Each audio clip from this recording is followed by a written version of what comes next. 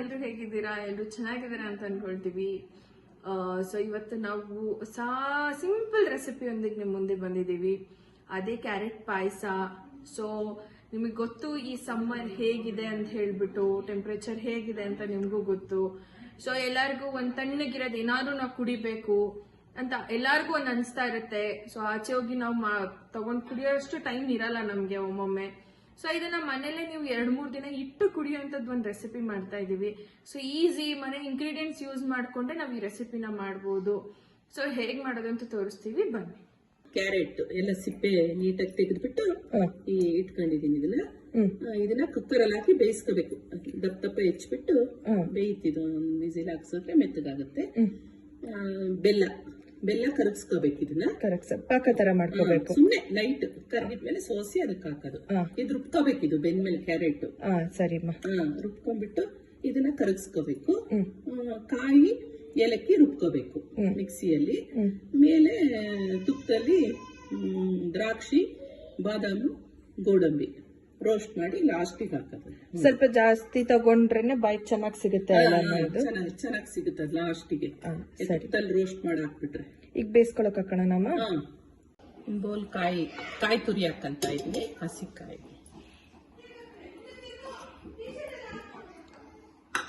ಏಲಕ್ಕಿ, ಒಂದು 5 ಏಲಕ್ಕಿ ಬಿಡಿಸ್ಕೊಂಡಿರೋದು. ಇದನ್ನ ರುಬ್ಕೊಳ್ಳೋದು. ಪಾತ್ರೆ ಹಾಕ್ಬಿಟ್ಟು ಕರಗಿಸ್ಕೊಳ್ಳೋದು. ಇದನ್ನ ಒಲೆ ಮೇಲೆ ಇಟ್ಟು ಸ್ಟವ್. ಈಗ ಪಾಕ ಸೋಸ್ಕೊಂತ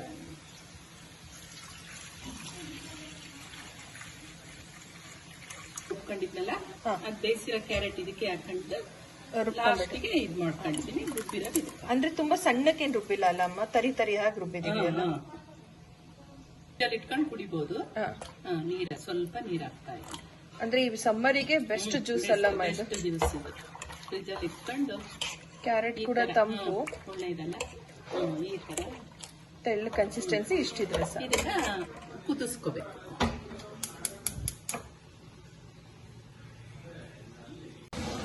ಇದು ಸ್ವಲ್ಪ ಕುದಿಬೇಕು. ಅಷ್ಟರೊಳಗೆ ಇದು ಡ್ರೈ ಫ್ರೂಟ್ಸ್ ಎಲ್ಲ ಇದ್ ಮಾಡ್ಕೊಳ್ಳೋಣ. ಕರ್ಕೊಂಡ್ಬಿಡ ತುಪ್ಪದಲ್ಲಿ ಇದ್ ಮಾಡ್ಕೊಳ್ಳೋಣ. ಈಗ ಮನೆಯಲ್ಲೇ ಮಾಡಿರೋ ತುಪ್ಪ ಹಾಕ್ತಿರೋದು. ಇದು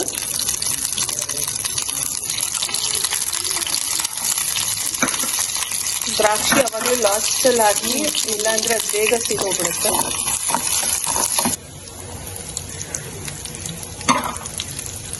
ಎಲ್ಲ ಕಾಲ್ ಬೌಲ್ ತಗೊಂಡಿದ್ದೀವಿ.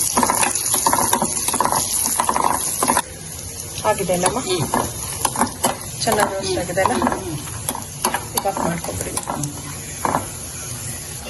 ಈಗ ಇದಕ್ಕೆ ಹಾಕೊಂಡ್ಬಿಡೋಣ.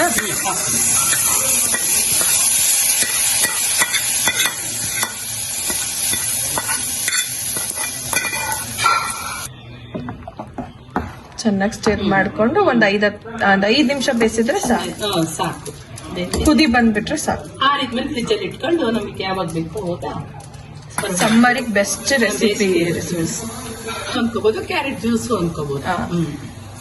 ಅಮ್ಮ ಈಗ ಕುದಿಲಿಕ್ಕೆ ಇಟ್ಬಿಡೋಣ. Lid close ಮಾಡ್ಬಿಡ್ತೀರಾ? ತಟ್ಟೆ ಕ್ಲೋಸ್ ಮಾಡಿ.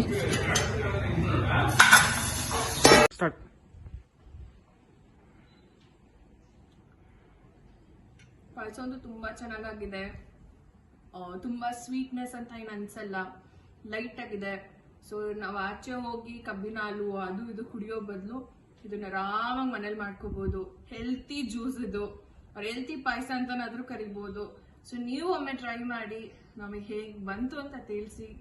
ಅಂಡ್ ಇನ್ನ ಏನಾದ್ರೂ ರೆಸಿಪಿ ಬೇಕು ಅಂದ್ರೆ ನಮಗೆ ದಯವಿಟ್ಟು ತಿಳಿಸಿ, ನಾವು ಅದನ್ನ ಟ್ರೈ ಮಾಡ್ತೀವಿ. And thanks for watching. Bye.